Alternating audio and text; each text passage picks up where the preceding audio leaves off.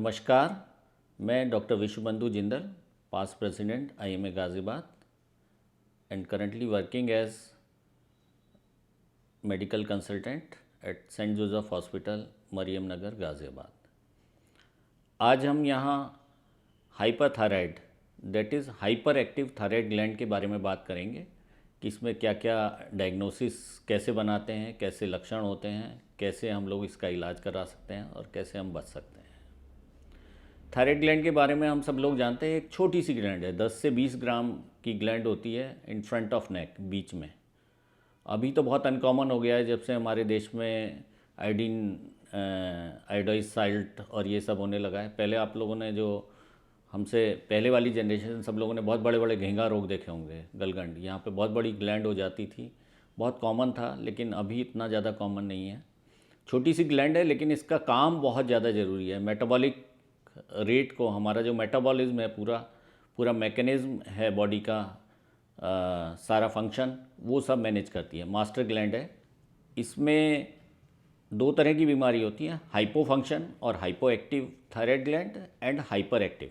When it is hypo active हम लोग hypothyroidism बोलते हैं, जो कि बहुत कॉमन है। थायराइड ग्लैंड की अगर हम डिसऑर्डर की बात करें तो हाइपो एक्टिव थायराइड ग्लैंड और हाइपोथायराइडिज्म इज़ अराउंड 90%।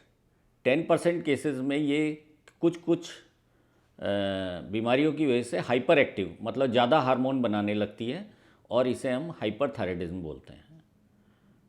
जैसा कि हम सब लोग जानते हैं, थायराइड ग्लैंड से हमारे दो हार्मोन रिलीज़ होते हैं, T3 T4, और ये गवर्न होते हैं T3 T4 का सिक्रीशन। TSH एक हार्मोन होता है जो पिट्यूटरी से सिक्रीट होता है, पिट्यूटरी ग्लैंड हमारे ब्रेन में जो होती है। तो TSH T3 T4 का कॉम्बिनेशन हम लोगों को इसके डायग्नोसिस में बाद में हमें ज़रूरत पड़ेगी जब हम डायग्नोसिस के लिए जाएंगे, क्योंकि ट्रीटमेंट करने के लिए first we have to confirm the disease. ये होता क्यों है? कई बार ऑटोइम्यून डिसऑर्डर की वजह से हम लोगों का ग्लैंड ये ज़्यादा हार्मोन बनाने लगती है और ज़्यादा हार्मोन सिक्रेट करने लगती है, जिसे हम ग्रेव डिजीज़ बोलते हैं। सबसे कॉमन कारण हाइपरथायराइडिज्म का ये होता है। सेकेंड नंबर पर कई बार मल्टीनोडुलर गॉइटर जो मैं बात कर रहा था, गलगंड, गले में एक बहुत बड़ा सा खूब गांठ सी हो जाती है। अगर वो ग्लैंड बहुत बड़ी हो गई है तो अगर नॉर्मल काम भी कर रही है तो भी ज़्यादा हार्मोन बनाने लगेगी और हमारे हाइपरथायराइडिज्म वाले सिम्टम आने लगेंगे।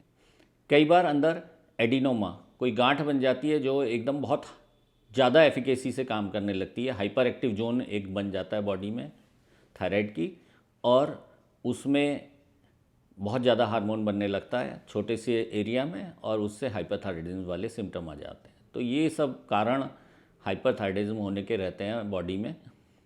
इसे हम पहचानते कैसे हैं? पेशेंट को सबसे कॉमन जो कारण होता है वो ये होता है कि आदमी को भूख बहुत ज़्यादा लगती है, उसके बावजूद भी उसका वेट कम होता चला जाता है। आप लोगों ने सुना भी होगा, थायराइड का नाम आते ही लोग पूछते हैं मोटा होने वाला है, पतला होने वाला है। तो ये पतला होने वाला जो थायराइड वाला डिसऑर्डर होता है उसे हम हाइपरथायराइड बोलते हैं, जहाँ हमारा T3 T4 हार्मोन ज़्यादा बनने लगता है, और मोटा होने वाला T3 T4 हार्मोन हमारा कम बनने लगता है, जिसे हम हाइपोथायराइडिज्म बोलते हैं। तो इसमें हमारा जब T3 T4 हार्मोन ज़्यादा बनने लगता है, मेटाबॉलिक जितना भी हमारा रेट है वो ज़्यादा बढ़ जाते हैं। जैसे हमारा भूख ज़्यादा हो जाएगा, हमारा हार्ट रेट ज़्यादा हो जाएगा, हमारा वेट कम होने लगेगा। जबकि अगर कम बनना है तो इस सब का उल्टा होने लगेगा, नींद गायब हो जाएगी। जो एंग्जाइटी वाले सिम्टम होते हैं, कई बार बिल्कुल ऐसा हो जाता है जैसे हार्ट अटैक वाले सिम्टम हो जाते हैं मरीज़ को। बहुत ज़्यादा हार्ट रेट हो जाता है, बहुत पसीना आता है, बहुत गर्मी लगती है। जितने भी ये हाइपर, जैसे जब हम गुस्सा होते हैं जो वो वाले सिम्टम आते हैं, उस समय भी तो हम हाइपर होते हैं। तो वो सारे रेगुलर अगर सिम्टम हैं, और किसी को अगर बहुत अच्छी भूख लग रही है ना, स्पाइट ऑफ डेट पेशेंट का वेट लॉस हो रहा है, तो हम लोग as a doctor hyperthyroidism suspect करते हैं। और ये हमेशा जब भी इस तरह वाली सिचुएशन हो रही हो कि अनएक्सप्लेन्ड वेट लॉस हो, बिना किसी डाइट के या एक्सरसाइज के आपका वेट लॉस हो रहा है लगातार, तो हमेशा डॉक्टर से टेस्ट कराना चाहिए, क्योंकि it is a red flag sign. Red flag का मतलब कुछ ना कुछ बड़ी बीमारी निकलने के चांस होते हैं। और थायराइड में सबसे इंपॉर्टेंट होता है कई बार ना हार्ट पे इसका, क्योंकि हार्ट बहुत तेज़ चलेगा जब थायराइड ज़्यादा रिलीज़ हो रहा है। तो अगर हम इंजन को बहुत ज़्यादा देर तक बहुत हाई स्पीड पे चलाएंगे तो कार्डियक फेलियर और बहुत सारी चीज़ें हो जाती हैं। आँखों में स्वेलिंग आ जाती है। स्वेलिंग कई बार पैरों में स्वेलिंग आ जाती है। तो ये सब चीज़ें CHF जो हम बोलते हैं ना, कार्डियक फेलियर, वो सब होने के चांस रहते हैं।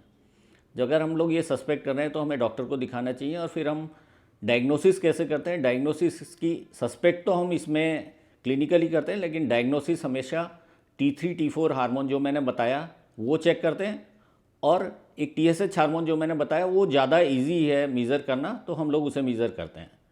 अगर किसी को हाइपरथायराइडिज्म है तो आम तौर पर उसमें क्या होगा, T3 T4 तो हमारा ज़्यादा आएगा, और क्योंकि हमारी बॉडी में T3 T4 ज़्यादा हो गया है तो हमारा जो इससे कंट्रोल करने वाला जो पिट्यूटरी ग्लैंड है उससे TSH कम रिलीज़ होगा, तो TSH हमारा कम हो जाएगा।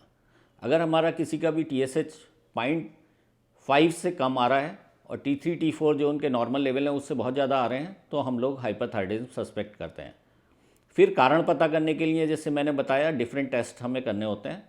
थायराइड स्कैन करना होता है, आयोडीन का लेवल करना होता है, और अल्ट्रासाउंड करके देखना होता है। जैसे मैंने बताया कोई एडिनोमा या कोई गांठ बन गई है जो बहुत ज़्यादा कर रहा है, या आयोडीन अपटेक एक स्कैनिंग होती है वो हमें करनी होती है। इससे हम लोगों का पहले हम लोग कंफर्म करेंगे कि थायराइड फंक्शन जो है वो हाइपर एक्टिव थायराइड है। उसके बाद हम कारण के लिए अल्ट्रासाउंड, स्कैनिंग और आयोडीन अपटेक ये सब टेस्ट करके हम लोग पता करते हैं कि किस वजह से थायराइड है, ताकि हम जो उसका इलाज है उसमें सही तरीके से कर सकें। क्योंकि सारा इलाज डिपेंड करेगा कि किस तरह की बीमारी है। हमारे पास 3 मॉडलिटी ऑफ ट्रीटमेंट इसमें रहते हैं। एक मॉडलिटी होती है कि हम सर्जरी करें। अगर किसी को मल्टी नोडुलर गॉइटर है, पूरी की पूरी थायराइड एक्टिव है और उसमें मल्टीपल जगह पर बहुत ज़्यादा थायराइड हार्मोन बना रही है, तो हमें surgery is the best answer. अगर कोई यंग एज है, प्रेगनेंसी है, चाइल्ड बियरिंग एज ग्रुप है, उस समय हम लोग सर्जरी के लिए नहीं जा सकते हैं, तो फिर हम लोग कई बार ओरल ट्रीटमेंट से जो हम लोगों की 2 दवाइयाँ होती हैं, कार्बामेज़ोल और मेथिमाजोल, वो हम देते हैं रेगुलर, जब तक कि थायराइड ग्लैंड ठीक से काम करना शुरू करे। उसमें हर 3-3 महीने में हम लोग चेक करके उसे मॉडिफाई करते रहते हैं उसकी डोज। तीसरा ऑप्शन हमारे पास होता है रेडियो एक्टिव आयोडीन का। ये एक बहुत ही स्पेसिफिक ट्रीटमेंट है इसका, कि हम लोग आयोडीन, हम लोगों का जितना भी हमारा होता है सबसे ज़्यादा उपयोग थायराइड में ही होता है, क्योंकि थायराइड हार्मोन में मेन कॉन्स्टिट्यूएंट आयोडीन रहती है। तो हम बहुत स्पेसिफिक सेंटर्स में, जैसे कि यहाँ दिल्ली में हमारा इनमास है, रेडियो एक्टिव आयोडीन मरीज को देते हैं। तो वो सारी रेडियो एक्टिव आयोडीन जब थायराइड ग्लैंड में जाती है तो थायराइड ग्लैंड का मेडिकल सर्जरी हो जाती है, एक तरह से मेडिकल एब्लेजन हो जाता है, और थायराइड ग्लैंड का काम जो है, जैसे हमने सर्जरी कर दी, एकदम उसका हाइपो एक्टिविटी शुरू हो जाती है और हमारी जो हाइपोथायराइड स्टेट आ जाती है। और क्योंकि पेशेंट ऑलरेडी हाइपरथायराइड स्टेट में है तो यूथायराइड स्टेट में आ जाता है, मतलब नॉर्मल एसी में आ जाता है। इतनी डोज हम लोग देते हैं कि जिससे कि वो नॉर्मल हो जाए। तो हमारे पास ये मॉडलिटी 3 रहती हैं, जिसमें अगर हमें परमानेंट छुटकारा पाना है तो आइदर सर्जरी और रेडियो एक्टिव आयोडीन, और अगर हमारी कंडीशन ऐसी है कि अभी हम लोग सर्जरी या रेडियो एक्टिव आयोडीन नहीं अफोर्ड कर सकते हैं, तो हम लोग मेडिकल ट्रीटमेंट से रेगुलर उसे हर 3 महीने T3 T4 TSH से मीज़र करके और टाइट्रेट करके, स्क्रीनिंग करके, उसका जो ओरल मेडिसिन होता है उसका डोज एडजस्ट करके इसे कंट्रोल कर सकते हैं बहुत इजीली। बहुत ज़्यादा कोई खर्चीला काम भी नहीं है और बहुत आराम से इसके कॉम्प्लिकेशन से बचा जा सकता है। धन्यवाद। अगर ये इन्फॉर्मेशन आपको अच्छी लगी हो तो वीडियो को लाइक करें और चैनल को सब्सक्राइब करें। अगर कोई भी आपकी क्वेरी है तो नीचे कमेंट बॉक्स में लिखें।